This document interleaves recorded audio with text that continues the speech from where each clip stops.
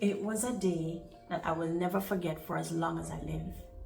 There was a man who was screaming and hollering at the top of his lungs, begging us, "Nurse, doc, you have to help me. You have to help me. It's pain.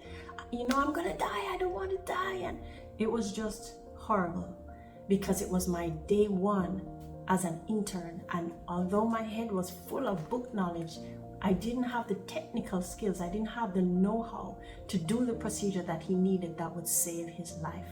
It wasn't the time, it wasn't those days when you could just Google something and try. So it was very challenging for Nurse and I. We were really trying to stabilize him and do everything we could. But the resident was the person who knew how to do that procedure, and he was nowhere to be found. We called him on the phone and he said, "I'll be right there." And so we stabilized the man while he screamed, and we held him. It was so traumatic. And the worst thing about it is that that resident was off somewhere with a nurse doing something and did not show up until 4 hours later. But sadly, by that time, it was way too late because the gentleman, the man that was screaming, he died within about 20 minutes.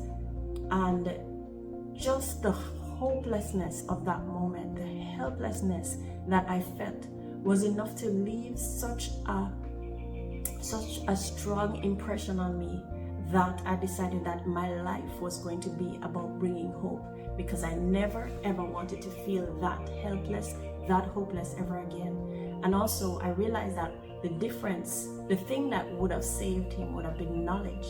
And so I became insatiable to try to gain knowledge to help people who had things that medicine just wasn't helping, or maybe they just were not responding in the way that they should.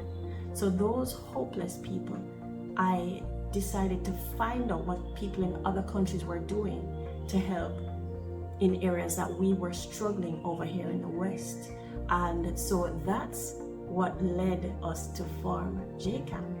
Because JCAM's mission is to bring hope and help to people who are stuck, people who want to prevent illness, who need that missing piece of the puzzle that we just don't have as doctors who are trained in Western medicine. Now, there's a place for medication, but it's just not the whole story.